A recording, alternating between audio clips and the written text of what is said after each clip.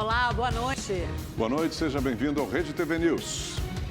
Todos os dias, ao menos 4 mulheres são vítimas de feminicídio no país. Esse tipo de crime cresceu mais de 10% no Brasil nos últimos anos. Infelizmente, é o que revela uma pesquisa do Fórum Brasileiro de Segurança Pública. Na Delegacia da Mulher, em Santo Amaro, Recife, a movimentação é intensa. Essa jovem, que prefere não se identificar, veio denunciar o ex-namorado, com quem conviveu por pouco tempo. Estou sendo ameaçada de morte, perseguida. E eu não aguento, dentro da minha casa, eu estou presa, sem poder nem abrir minha porta direito. Segundo especialistas, a violência doméstica é um passo para um crime ainda mais perverso, o feminicídio, quando o assassinato de uma mulher é motivado pelo gênero. No primeiro semestre deste ano, este tipo de crime cresceu 10,8% em comparação com o primeiro semestre de 2019, antes da pandemia. Os dados são do Fórum Brasileiro de Segurança Pública. A pesquisa teve como fonte os boletins de ocorrência registrados pelas polícias civis estaduais e do Distrito Federal. No primeiro semestre de 2022, 699 mulheres foram assassinadas, uma média de 4 vítimas de feminicídio por dia no país. É o maior número já registrado em um semestre desde o início do levantamento.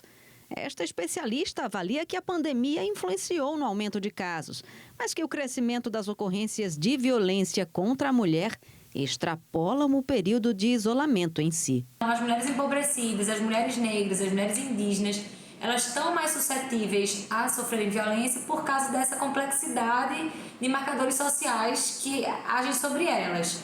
E aí, também são essas mulheres que acabam dependendo mais das políticas públicas para romperem com as situações de violência. A região norte foi a mais impactada. O crescimento de feminicídios foi de 75%.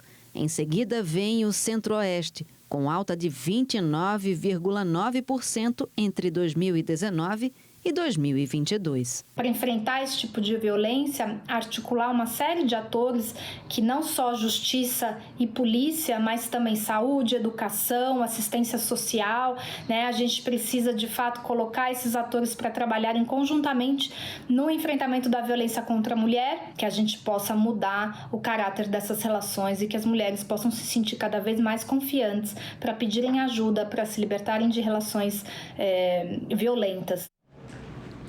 Veja agora os outros destaques desta edição.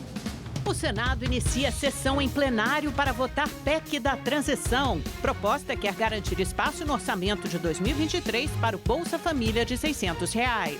Essas e outras notícias você acompanha aqui no Rede TV News.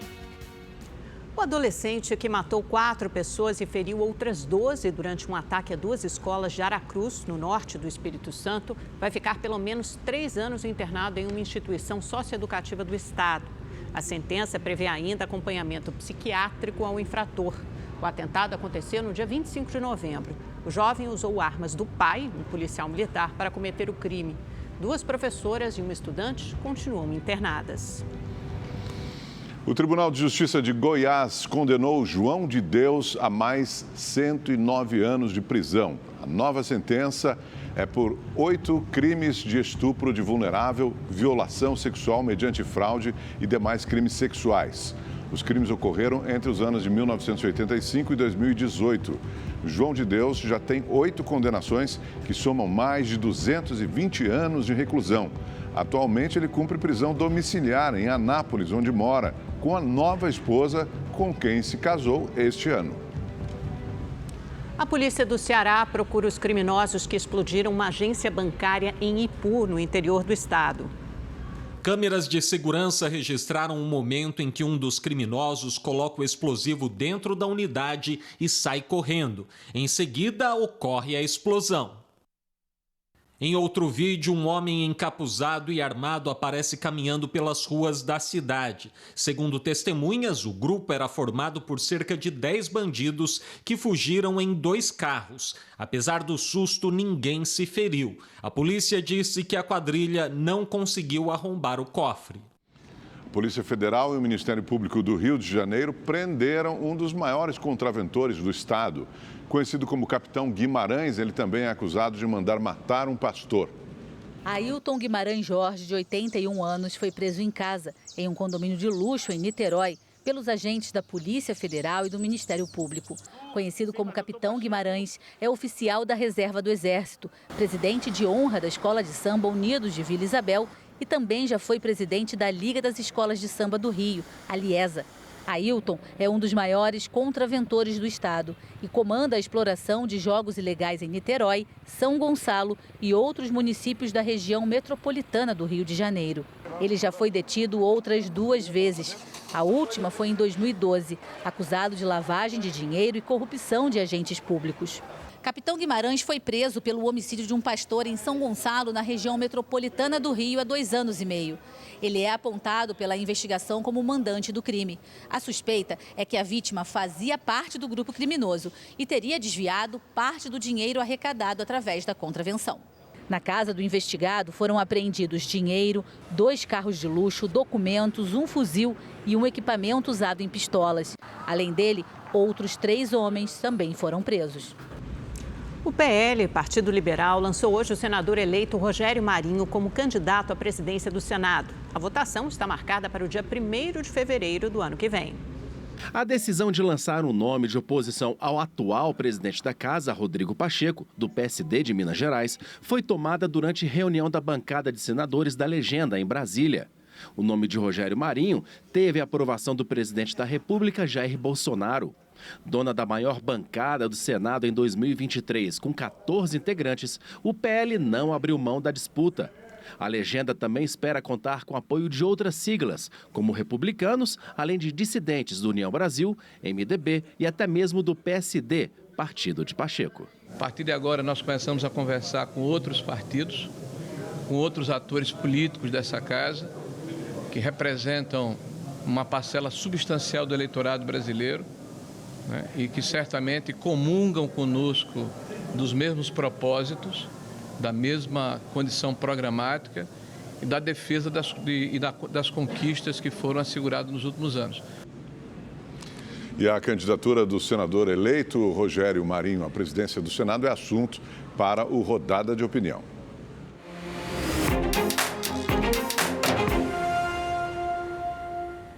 O PL terá a maior bancada na Câmara e no Senado a partir do ano que vem e é natural que o partido queira dirigir uma das casas. Vai tentar o Senado com Rogério Marinho porque sabe que não é um bom negócio disputar a Câmara com o poderoso Arthur Lira.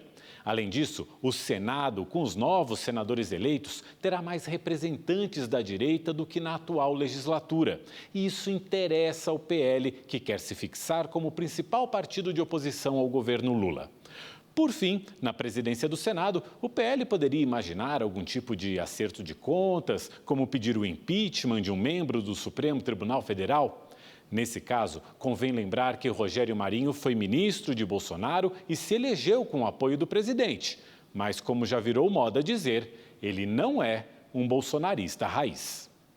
Enquanto se negocia a aprovação da PEC da gastança e o Supremo decide o futuro do orçamento secreto, outra articulação ganha força nos bastidores. O PL, partido do presidente Jair Bolsonaro e campeão de votos para o Congresso, vai bater chapa, como se diz em Brasília, na eleição para o comando do Senado. Rogério Marinho vai enfrentar Rodrigo Pacheco. E aí, como é que fica o jogo? O PL de Marinho terá 14 senadores e já conta com alguns apoios certos espalhados em bancadas como Republicanos, PP, Podemos e até no PSDB. É uma candidatura que já tem musculatura na largada. Pacheco vai buscar o apoio de senadores que estão no campo da esquerda e outros que pretendem integrar a base de Lula. Ou seja, ao contrário da eleição na Câmara, que parece decidida a favor de Arthur Lira, no Senado haverá disputa. Pacheco não terá a vida fácil e, se perder, quem perde também é o governo eleito. O ministro do STF, Nunes Marques, enviou para a Procuradoria-Geral da República um pedido do Ministério da Justiça para investigar o presidente eleito Luiz Inácio Lula da Silva e a deputada Gleice Hoffmann, presidente nacional do PT. O ministro Anderson Torres quer que a Polícia Federal apure se Lula e Gleice cometeram um crime contra a honra do presidente Bolsonaro durante as eleições deste ano. Agora, a PGR deverá se manifestar a favor ou contra as investigações. O Ministério Público Federal denunciou o ex-deputado Roberto Jefferson pelo ataque a policiais federais que foram prendê-lo no dia 23 de outubro. os agentes cumpriam uma ordem do ministro Alexandre de Moraes. Na ocasião, Jefferson recebeu os policiais com granadas e disparou mais de 50 tiros de fuzil ao resistir à prisão. Roberto Jefferson vai responder por 4 tentativas de homicídio, resistência qualificada e posse ilegal de arma de fogo. Há 4 dias da entrega do relatório final sobre a situação fiscal do país, integrantes do Grupo de Transição de Indústria e Comércio Exterior querem recriar um ministério com o mesmo nome para fortalecer o setor no ano que vem. Enquanto isso, outros grupos de trabalho estudam investimentos em políticas públicas. Em 2022, o setor industrial contribuiu em quase 1% no crescimento do PIB, que é a soma de todas as riquezas geradas no país. Agora, a missão do próximo governo é manter ou aumentar esse ritmo de crescimento. Para isso, a principal estratégia da ala econômica de Lula é recriar o Ministério da Indústria, que deve ser desmembrado do Ministério da Economia. A indústria é o setor que gera mais valor agregado, que gera mais emprego qualificado e que impulsiona a inovação da economia.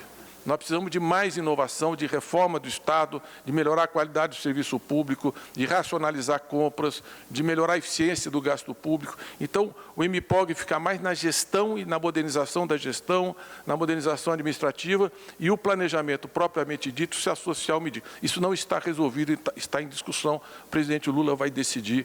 Quando decidir, a gente anuncia. O grupo de saúde checa a readequação do orçamento do ano que vem, que está apertado.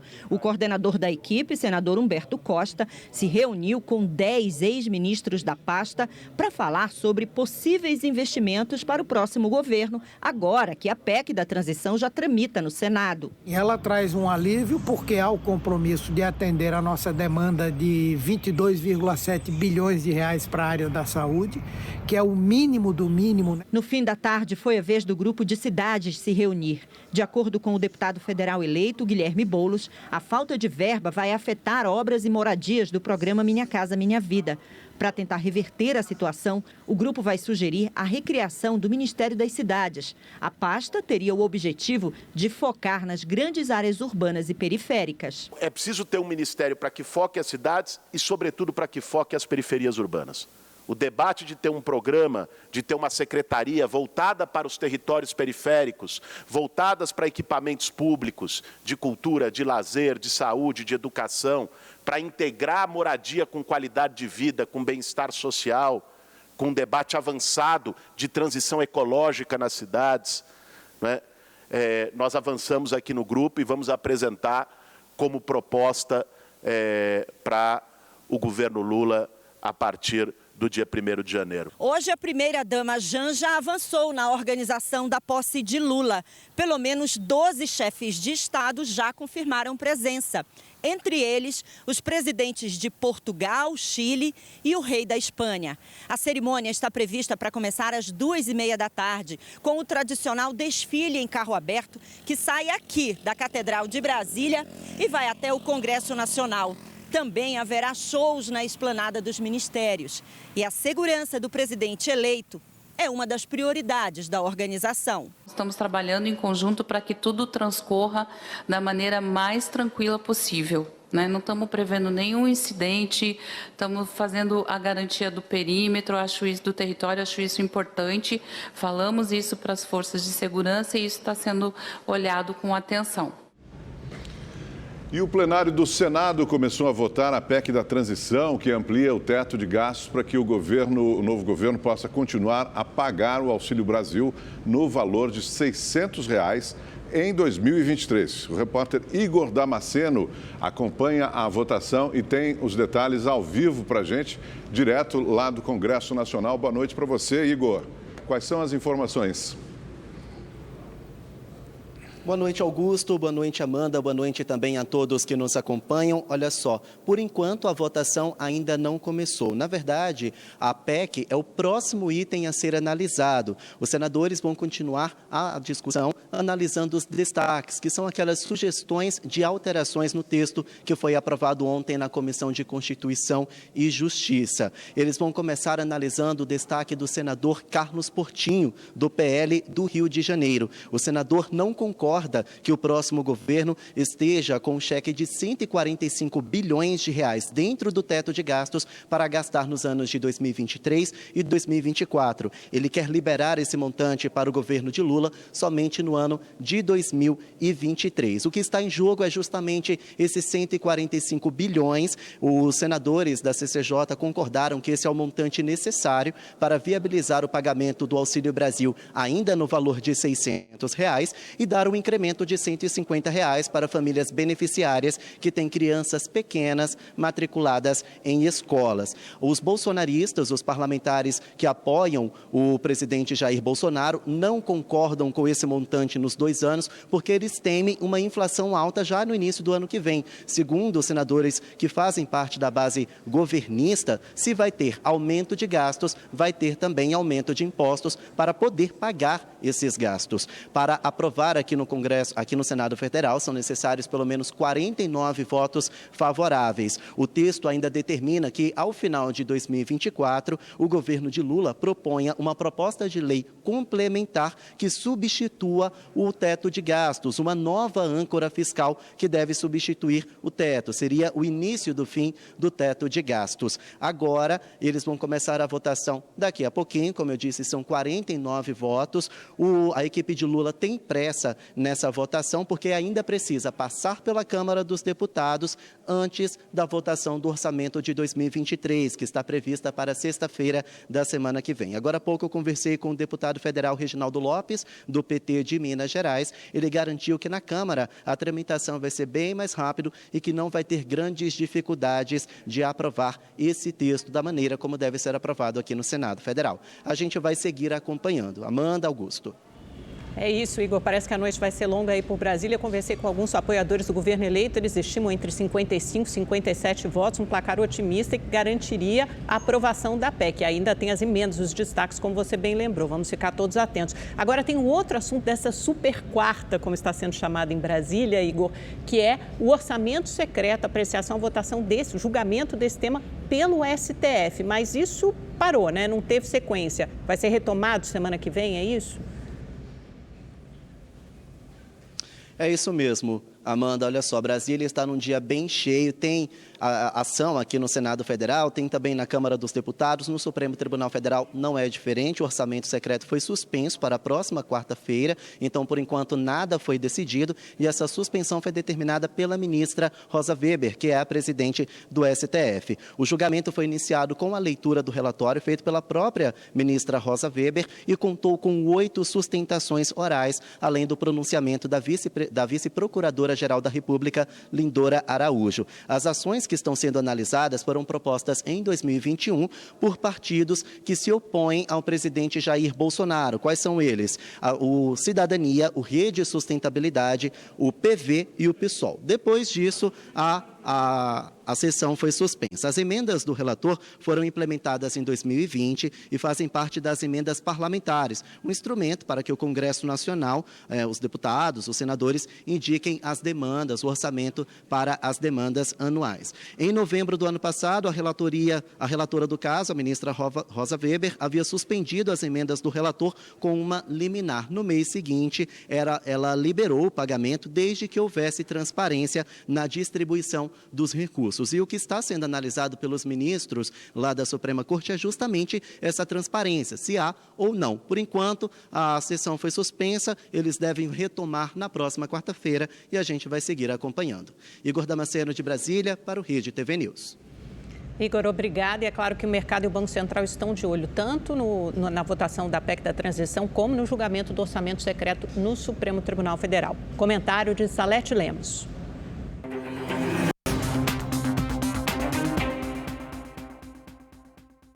Olá, boa noite. Quarta-feira complicada esta, hein? Muitas incertezas quanto ao futuro próximo da nossa economia e também das contas do nosso dia a dia, hein? Em Brasília, aprovação da PEC, seus desdobramentos, destino do orçamento secreto, decisão do Copom sobre taxa de juro, tudo isso e mais um pouco para ser avaliado nas relações políticas e econômicas deste e do novo governo.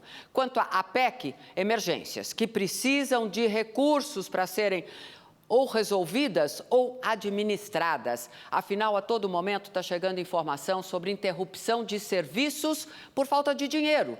E isso está acontecendo em diversas áreas do governo, hein? Os impactos do dinheiro da PEC na economia coloca também o Banco Central em alerta. E o alerta vem na ata da reunião de hoje, que são as explicações do Banco Central para o comportamento dos juros. Em seu comunicado a ser divulgado na próxima semana, já é sabido. As decisões, tanto desta última reunião do ano, quanto das primeiras do ano que vem, devem levar em consideração não apenas indicadores de preço, inflação, consumo, empregabilidade, mas também e principalmente os riscos fiscais que vêm com a PEC por conta do aumento do gasto público. Faça as contas. Voltamos na próxima semana. Até lá e uma boa noite. Obrigado, Salete. E o Comitê de Política Monetária do Banco Central, o Copom, manteve pela terceira vez seguida, em 13,75%, a taxa básica de juros da economia. É o maior índice desde janeiro de 2017. E a gente volta. 4 pessoas morreram durante a forte chuva que atingiu a Grande São Paulo entre a noite de ontem e a manhã desta quarta-feira. 2 vítimas da chuva foram Pablo Estevão Rodrigues, de 19 anos, e Reinaldo Júlio Romão, de 26.